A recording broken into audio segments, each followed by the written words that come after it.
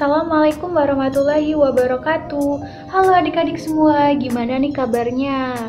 Semoga adik-adik semua dalam keadaan sehat walafiat ya. Oke, jadi hari ini kita akan belajar mengenai tempat-tempat umum. Sebelumnya perkenalkan, nama kakak Kak Risa. Hari ini kakak nggak sendirian, kakak ditemenin sama teman-teman kakak, yaitu ada Kak Wela. Halo Kak Wela, say hello dong untuk adik-adiknya. Halo adik-adik. Selanjutnya itu ada Kak Siska. Hai Kak Siska, say hello dong untuk adik-adiknya. Halo adik-adik. Selanjutnya itu ada Kak Reina. Hai Kak Reina, say hello dong untuk adik-adiknya, supaya adik-adik semua bisa merasa semangat dalam belajar. Halo adik-adik. Nah, itu tadi merupakan teman-teman kakak yang akan menemani kakak dalam memandu kalian belajar mengenai tempat-tempat umum. Sebelum benar-benar belajar mengenai tempat-tempat umum, kita baca doa dulu yuk. Doanya kakak pimpin ya. Bismillahirrahmanirrahim. Rabbi zidni ilman warzuqni fahman waj'alni minas sholihin. Amin. Oke, setelah berdoa, selanjutnya kita akan belajar mengenai apa itu tempat umum dan apa aja contoh-contoh dari tempat umum. Materi mengenai pengertian dari tempat umum dan contoh-contohnya akan dijelasin sama Kak Reina. Kepada Kak Reina, silakan dijelasin tentang apa itu tempat umum dan contohnya. Baiklah adik-adik, di sini kakak akan jelasin nih tentang apa itu tempat umum. Jadi, tempat umum adalah suatu tempat berkumpulnya banyak orang untuk melakukan aktivitas atau kegiatan. Nah, tempat umum ini ada yang disediakan secara berbayar dan juga ada yang disediakan secara gratis. Nah, mungkin adik-adik bisa pikirin nih, apa sih contoh-contoh tempat umum yang ada di sekitaran adik-adik? Mungkin adik-adik bisa menjawab terlebih dahulu di kolom komentar di bawah ini.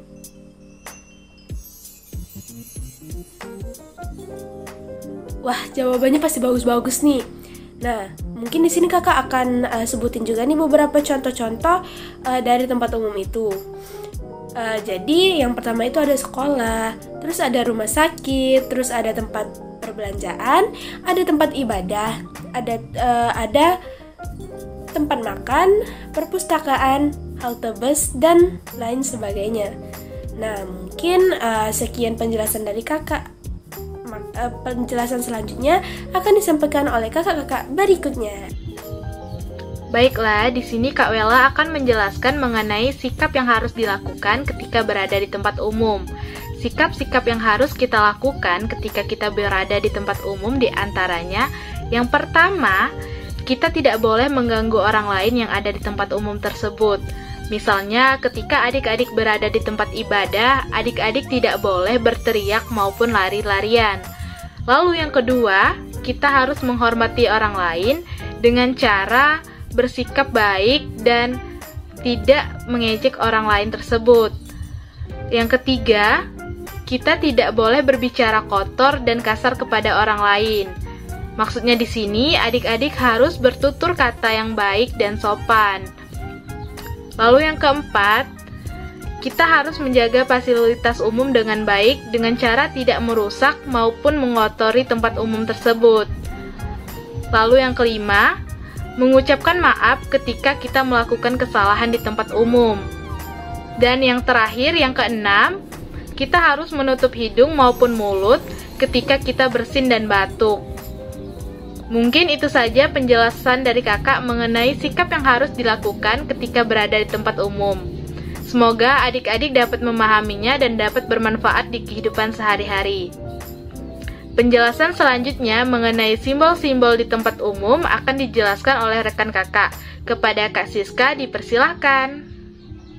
Nah, adik-adik selanjutnya simbol-simbol akan dijelaskan oleh Kak Siska.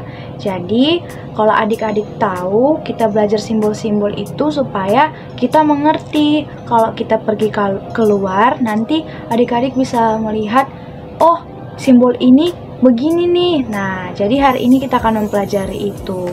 Pertama, ada simbol yang bergambar seperti huruf S dan ditarik satu garis dari atas ke bawah. Nah, itu menandakan simbol tentang bank. Adik-adik tahu kan bank itu apa? Tempat penyimpanan uang. Nah, selanjutnya ada simbol kedua. Nanti ada dibuat di situ bergambar garpu dan pisau. Adik-adik tahu nggak itu menandakan apa? Nah, itu menggambarkan ada sebuah restoran di dekat tempat situ. Nah, ketiga ada simbol orang yang lagi duduk di bangku sepertinya. Nah, itu menandakan itu tempat ruang tunggu. Jadi adik-adik harus tahu ya ketiga hal simbol-simbol tersebut. Nah, habis itu nanti ada gambar huruf P yang menandakan di sini boleh parkir. Nah, adik-adik dari keempat itu adik-adik nanti bisa melihat gambarnya. Dan untuk selanjutnya ada simbol yang kelima, seperti orang menaik tangga. Nah, adik-adik bisa mengetahui itu artinya ada eskalator. Seperti di mal-mal besar, kita itu harus menaik eskalator untuk mencapai tingkatan. Nah, dan simbol keenam ada seperti bulan dan bintang gambarnya. Nah, di situ adik-adik pasti sudah tahu apa itu artinya. Itu menandakan ada masjid, ya. Dan ketujuh, ada orang nih yang lagi buang sampah pada tempatnya. Itu menandakan ada tempat sampah dan di situ adik-adik harus buang sampah. Nah, yang ke-8 ada sebuah mobil nanti diletakkan di atas diletakkan dekat pas perjalanan jalan raya dan itu menandakan ada terminal bus. Dan ke-9 ada orang di waktu kita mau masuk kamar mandi umum, nanti ada gambar wanita sama pria. Nah, adik-adik harus tahu membedakannya karena itu tempat umum, kita tidak boleh sembarangan masuk ke toilet. Oke? Dan terakhir ada seperti gambar wifi. Nah, adik-adik tahu kan garis-garis yang melengkung itu menandakan ada zona wifi. Nah, kalau kata sandinya tidak ada, adik-adik boleh nih langsung mengkoneksikan HP orang tuanya atau HP adik-adik. Jadi, itu adalah simbol-simbol yang bisa kakak jelaskan. Baik, bagaimana? Menyenangkan kan? Oke, materi selanjutnya mengenai aturan-aturan yang ada di tempat umum. Materi ini akan coba Kak Risa jelasin ya. Yang pertama itu adalah di tempat umum kita tidak boleh membuang sampah sembarangan. Sebenarnya nggak cuma di tempat umum aja kita nggak diperbolehin untuk membuang sampah sembarangan. Saat berjalan di jalan raya atau dimanapun kita nggak boleh membuang sampah sembarangan. Karena dampak atau akibat dari membuang sampah sembarangan itu nanti kuman-kuman bisa berkembang dan lalat-lalat juga bisa berkembang. Hal itu tentu nanti akan mengganggu kesehatan adik-adik semua. Lalu yang kedua itu tidak boleh meludah sembarangan. Kalaupun adik-adik semua mau meludah, adik-adik harus cari tempat yang sepi, yang tidak banyak orang. Misal di toilet atau di tempat sampah, begitu ya. Lalu yang ketiga itu dilarang merokok. Mau itu anak kecil, mau itu anak besar, itu nggak boleh merokok di tempat umum. Karena merokok di tempat umum itu bisa mengganggu kenyamanan orang lain. Lalu yang keempat itu dilarang berteriak, dilarang berisik, dan dilarang lari-larian di tempat umum, terutama di perpustakaan, di masjid, ataupun di tempat ibadah lainnya. Pokoknya kita dilarang berteriak ataupun berisik ya di tempat umum karena itu bisa mengganggu kenyamanan orang lain. Lalu yang kelima itu adalah menjaga jarak ketika di keramaian.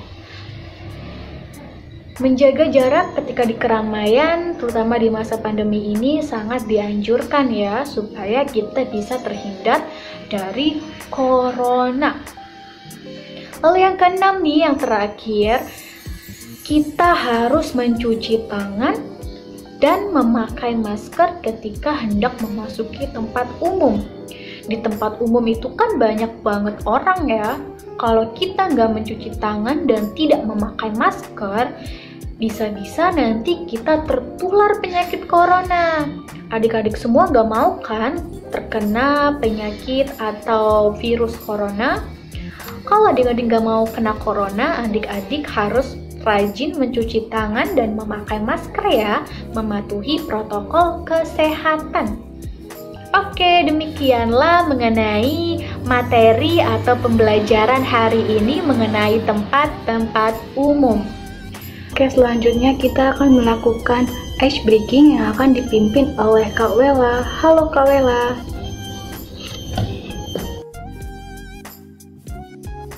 Halo adik-adik, sebelum kita mengakhiri pembelajaran pada hari ini, ikuti gerakan kakak dulu ya. Satu jari kanan, satu jari kiri, digabung jadi dua, jadilah jembatan kuat. Dua jari kanan, dua jari kiri, digabung jadi empat, jadilah kamera cekrek. Tiga jari kanan, tiga jari kiri, digabung jadi enam, jadilah menara tinggi. Empat jari kanan, empat jari kiri, digabung jadi delapan, jadilah kelinci lompat. Lima jari kanan, lima jari kiri, digabung jadi 10, marilah berdoa. Baik, untuk doa akan dipimpin oleh Karisa. Kepada Karisa dipersilahkan. Subhana wa bihamdika la ilaha illa anta astaghfiruka wa atubu ilaik. Oke, demikianlah pembelajaran kita hari ini. Sampai jumpa di lain waktu dan bye. Wassalamualaikum warahmatullahi wabarakatuh. Waalaikumsalam warahmatullahi Waalaikumsalam warahmatullahi wabarakatuh. Sampai jumpa adik-adik. Bye-bye. Bye-bye.